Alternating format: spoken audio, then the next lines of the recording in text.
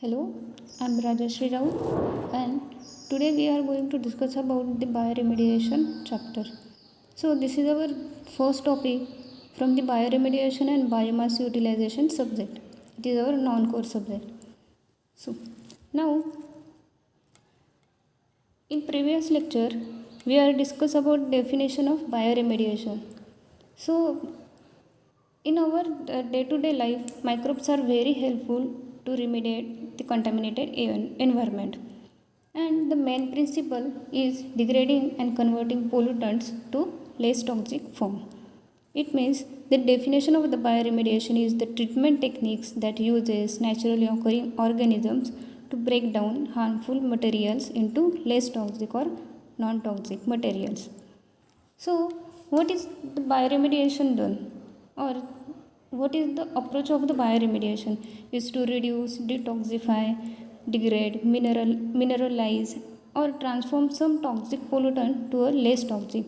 It means through the bioremediation process, we convert the toxic or the harmful product or the materials into the harmless product.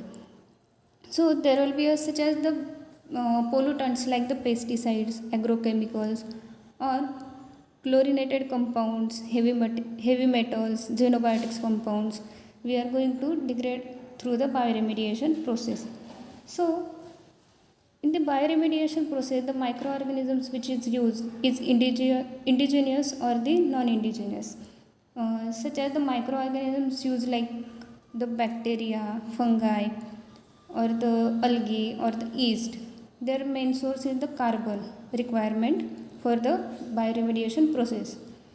And some bacteria like bacillus, arthrobacters are the used for the bioremediation process. So this is the overall flow chart of the bioremediation process in which the different techniques are used. There will be two types of the bioremediation. First is the in situ bioremediation and second is the ex situ bioremediation. There will be a lots of technique in this both type of the bioremediation and we will see the one by one. Okay. So next is the microorganisms used for the bioremediation. These are some examples of the microorganisms used for the bioremediation process such as the bacillus or the pseudomonas, and the pseudomonas is used for the degradation of the pesticides or the xenobiotics. Like that there are lots of example of the microorganisms which is used for the bioremediation process. So next is the type of the ex situ bioremediation technique. So what is meant by ex situ bioremediation technique? It involves taking pollutants from polluted site and successively transported to them another site for the treatment. So what is meant by the ex situ bioremediation? It involves the digging of pollutant from polluted site to and it is transported to the treatment site. It means at the site of the polluted site of the environment which contains the pollutants, and these pollutants like soil, polluted soil is transported to the treatment site. So it is based on the depth of the pollution, type of pollutant, degree of pollution, cost of treatment, and geographical location of the polluted site. There were lots of techniques in the ex situ remediation technique. So first is the solid phase treatment. In the solid phase treatment, the contaminated soil is excavated and placed into the fields. So what is done in this technique? So the organic waste like leaves, animal manures, and agricultural waste, domestic industrial waste, and municipal waste. These are the some pollutants which is present in our environment. This this treatment is used for the conversion of this waste into the harmless product. So the required huge amount of space and cleanup required more time to complete. So to the solid phase treatment, the more amount and the space is required to complete the process of the bioremediation. Solid phase treatment process include biopills, windrows, land farming, and composting. So first is the biopills. What is meant by biofuels? Used to treat the volatile low molecular weight pollutants. So it is the cost effective technique which is used for the bioremediation. It includes ground peeling of the polluted soil followed by the aeration and nutrients. As seen in the diagram, the contaminated soil, it contains the air pipe to the airflow into the soil. It requires the aeration for the bioremediation process. As seen in the diagram, the contaminated soil is spread over the clean soil base and the aeration is done by the piping process. So, in which that the treatment of the contaminated soil is done into the harmless product. So, next is the Windrose technique. So, what is meant by Windrose technique? It is depend on the periodic rotating the pile polluted soil to improve bioremediation by increasing microbial degradation activities. So, the periodic rotation of the polluted soil is done in this process. So, turning of the polluted soil increased in aeration with addition of water, uniform distribution of nutrients, pollutants, and microbial degradation activities. Accordingly, increase the rate of the bioremediation. So, in this process, we are going to additionally add the water or some nutrients which is required for the microbial growth activities.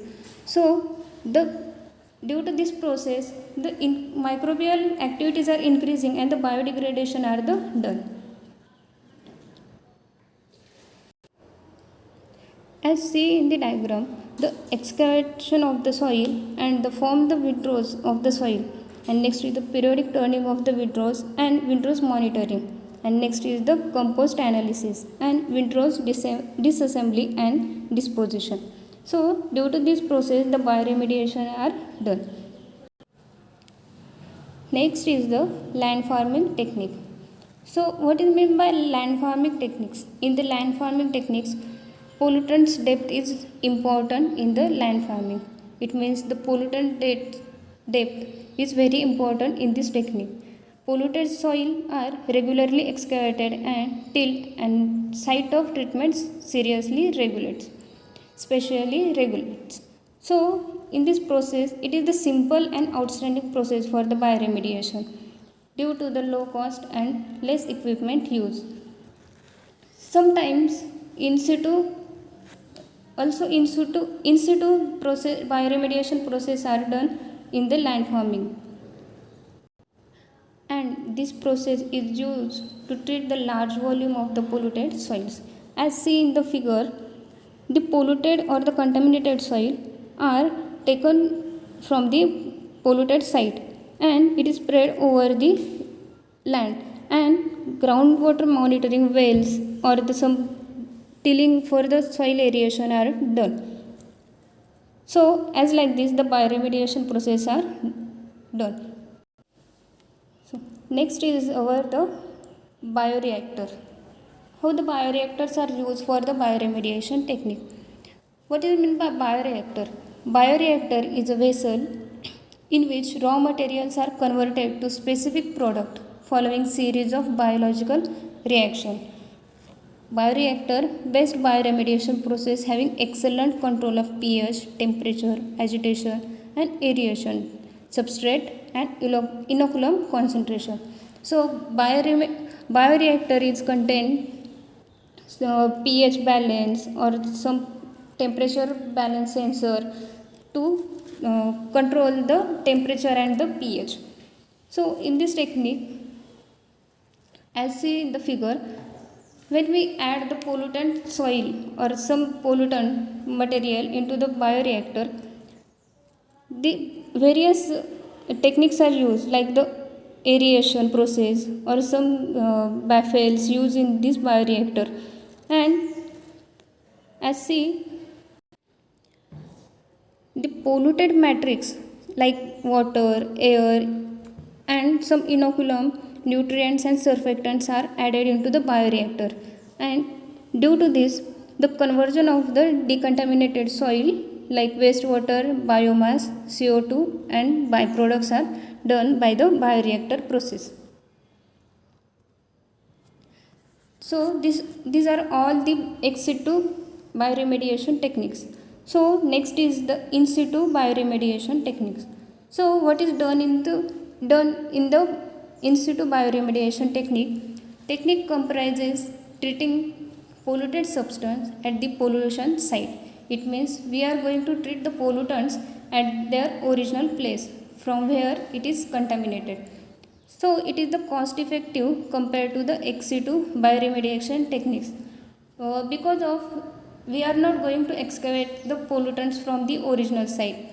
So this is the best technique as a cost effective, in which that various techniques are there. So first is the bioinventing, biospurging and phytoremediation. And in the it is the effectively used to treat the chlorinated solvents, heavy metals, dyes and hydrocarbons polluted site. So it is used for the decontamination of this all the components. In situ bioremediation is two types. These are intrinsic and engineered bioremediation, in which that first is the intrinsic bioremediation. So what is meant by intrinsic bioremediation? It is the natural reduction is an in situ bioremediation technique which involves passive remediation of polluted site without any external forces. It means this process is natural reduction process without any external forces or the human intervention.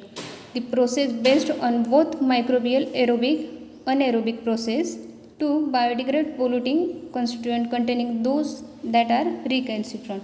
So this is the process done by the aerobic and some non-aerobic bacteria, and the degradation of some contaminated or the pollutants are done by this bacteria. So it is less expensive compared to other in situ techniques. So in which that what is meant by recalcitrant? Recalcitrant, it can resist biodegradation for various reasons, and some are more resistant than other. So this is the very useful techniques which is used for the bioremediation because it is less expensive than other in situ techniques. So next is the engineered in situ bioremediation. It means we are going to develop the techniques for the in situ bioremediation, which is referred as the engineered in situ bioremediation. Genetically engineered microorganisms used in the in situ bioremediation accelerate the degradation process by enhancing the physiochemical condition to encourage the growth of the microorganism. In this process, we are going to use some genetically engineered microorganisms for the bioremediation technique. It involves the introduction of certain microorganisms to the site of the contamination. It means where the pollutants are there, we have to introduce the microorganisms in this contamination site. And next is the bioinventing technique. So bioinventing technique is nothing but the technique involves controlled stimulation of airflow by delivering oxygen to unsaturated zone in order to increase activities of indigenous microorganisms for bioremediation. In this technique, we are going to control the stimulation process of the airflow. It means due to the airflow process, the air required for the microbial growth is provided through the pumps. Amendments are made by adding nutrient and moisture to increase bioremediation. So in this process, the controlled stimulation of airflow by delivering an air to the unsaturated zone of the site. So it is means the conversion of the pollutants into the harmless products are done by the microorganisms which is present in this already polluted soil. So Next is the bioslurping process. So what is meant by bioslurping process? In this technique combines vacuum enhancing pumping, soil vapor extraction and bioventing to achieve soil and groundwater remediation by indirect providing of oxygen and stimulation of contaminant biodegradation. In this technique, as seen in the figure, the injection of the air or the oxygen are done through the pipes into the contaminated zone and some aerobic biodegradation of contaminants by indigenous microorganisms. It means the degradation of the contaminated zone are done by the microorganisms and the withdrawal of this is done through the vacuum withdrawal pipes. So technique used to remediate soil which are contaminated with volatile and semi-volatile organic compounds. In this technique we are going to use some air injection pipe and the vacuum withdrawal pipes. The next process is the biosparging process. This technique is similar to bioventing. In this air is injected into soil surface to improve microbial activities which stimulate pollutant removal from polluted site. It means where the pollution of the diesel or the kerosene at this area, the already microorganisms are present to decontaminate this site.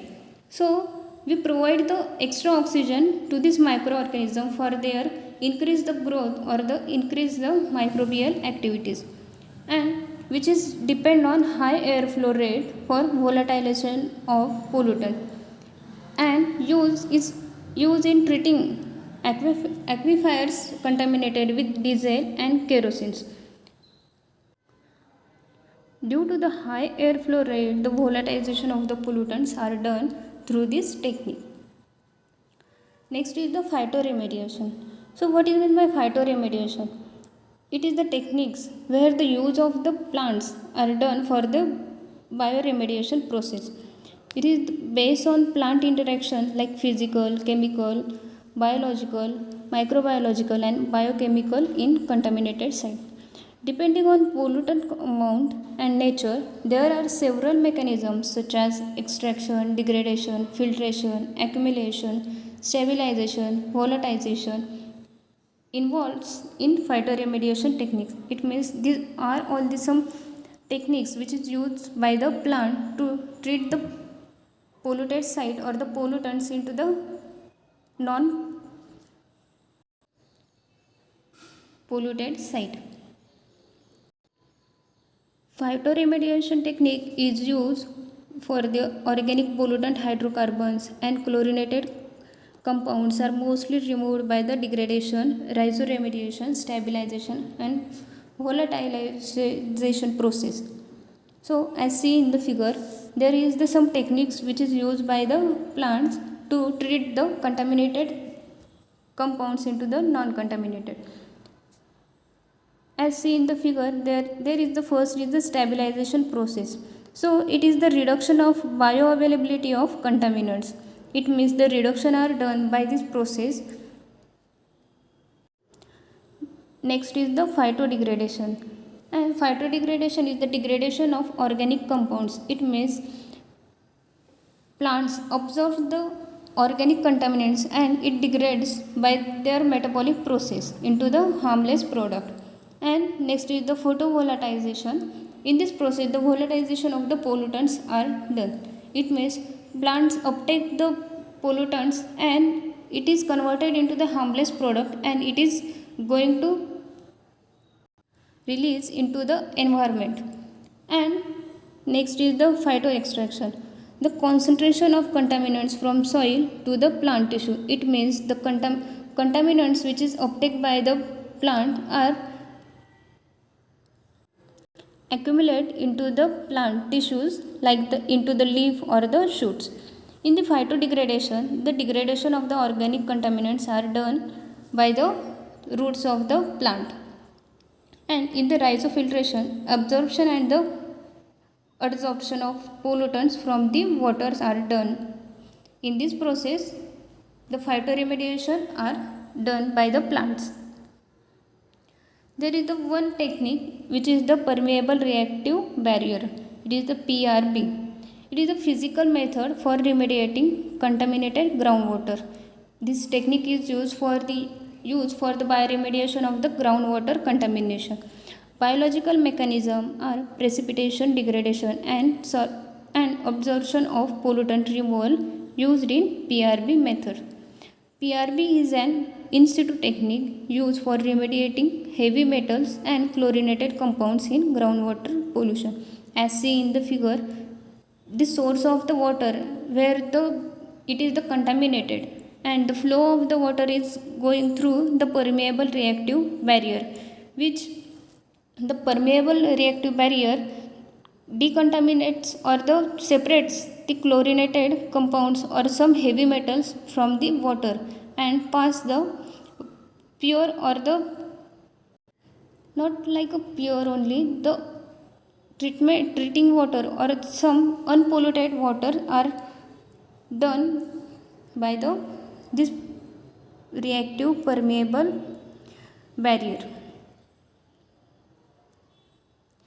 And there is some advantages and the disadvantages of the bioremediation process. As first, like the advantages of the bioremediation process, the treatment product are commonly harmless, including cell biomass, water, and carbon dioxide. It means the conversion of the bioremediation is into the harmless product like the cell biomass or the water or the carbon dioxide which is released into the environment. And next is it needs a very less effort and can commonly carried out on a site. It means there will be some techniques which is used at the site where the contamination are done, and this is the one advantage of the bioremediation process. And next is the cost effective process to the other conventional method. Like there will be some methods which is used which is very costly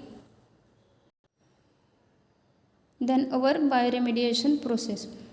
It does not use any dangerous chemical. It means in the bioremediation process we are not using any dangerous chemicals to conversion of the pollutants into the harmless product. The less labor extensive and cheap due to their natural role in the environment. It means we are not using the more labors than to this bioremediation process, and it is done by the environmental microorganisms. We are using the environment naturally occurring microorganisms to treating the bioremediation. Okay, so next is the disadvantages of bioremediation. It is restricted for biodegradable compounds. Not all compounds are disposed to quick and complete degradation process. It means it is restricted for some biodegradation compound. It means this process is not useful to all of the contaminants or all of the pollutants. It is highly specific, eco-friendly, which is include the presence of metabolically active microbial population, suitable environmental growth condition, and availability of nutrients and contaminants. It means we using the microorganism or the naturally occurring microorganism. It means it requires some growth conditions or some nutrients and the contaminants which they are degraded. Research is needed to develop and engineer bioremediation technologies that are appropriate for site. It means we need some engineered techniques or the engineered bioremediation technology to improve the bioremediation process. So these are all the disadvantages of the bioremediation process. So we are going to see in the next chapter the biodegradation of the xenobiotics by using the microorganisms. So these are all the overview of the bioremediation process. So thank you everyone.